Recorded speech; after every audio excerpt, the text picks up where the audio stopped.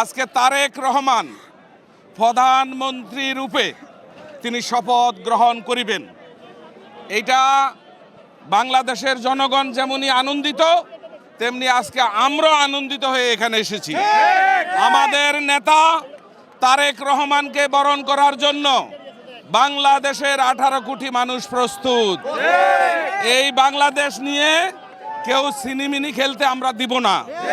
আমরা অতন্ত্র প্রহরীর মতন ইনশাল্লাহ এই দেশকে আমরা রক্ষা করব।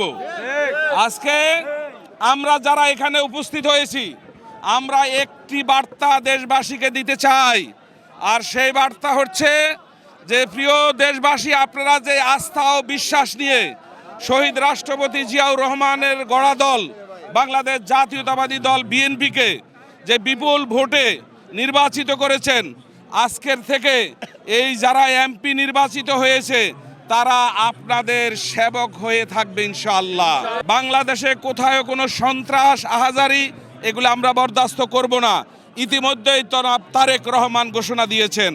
এই বাংলাদেশ আপনারা দেখেছেন যে আমাদের নেতা বিএনপির চেয়ারম্যান জনাব তারেক রহমান আপনার জামাত ইসলামীর আমিরের সঙ্গে দেখা করতে গিয়েছেন তার বাসায়, এবং জামাতের আমিরের পর এনসিপির আহ্বায়ক নাহিদের বাসায় গিয়ে সাক্ষাৎ করেছেন।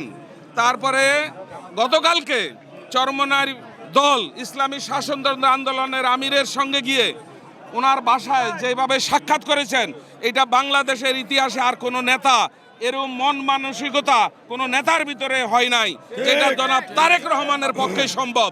তিনি দেখেছেন যে উনি কতটুকু মানবিক নেতা। আজকে তিনি যেই বাংলাদেশে দৃষ্টান্ত স্থাপন করেছেন, ইনশাআল্লাহ এই দৃষ্টান্ত স্থাপন দিয়ে ওনার যে কর্মকাণ্ড দিয়ে উনি যেই ধরনের নির্দেশনা দিবে, আমরা ঢাকা মহানগর দক্ষিণ যুবদল ইনশাআল্লাহ অত্যন্ত প্রহরীর মতন কাজ করব।